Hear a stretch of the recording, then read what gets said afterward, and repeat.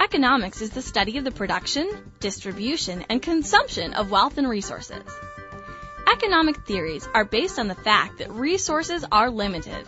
We can't all have everything we want, so we put a value on resources, which limits our ability to consume them. Various economic systems have existed throughout history.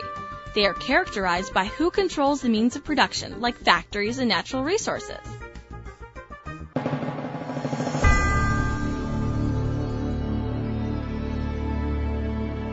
Free market economies are based on private ownership. Individuals are free to own businesses and invest capital as they wish. Adam Smith is credited with designing modern capitalist theory. Smith was an economist and philosopher in Scotland in the 1700s. They called their policy laissez-faire, which means hands off.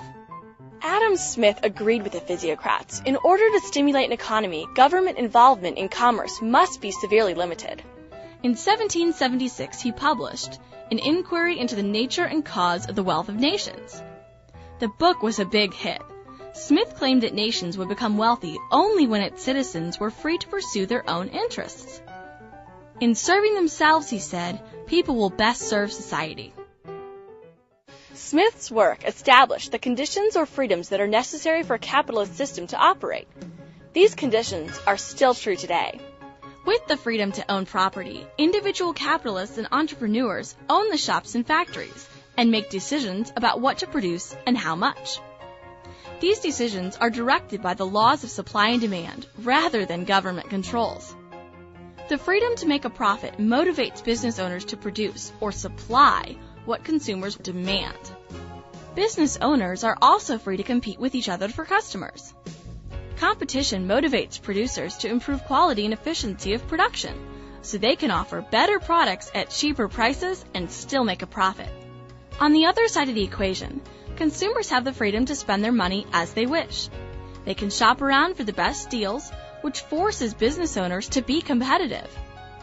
And finally, laborers are able to choose where they want to work as long as they are qualified. Supply and demand operates the same for labor as it does for products. Workers needing jobs will train for the skills that are in demand. In theory, as long as all of these freedoms are protected, the elements of a capitalist economic system would balance out naturally. Smith called this principle the invisible hand.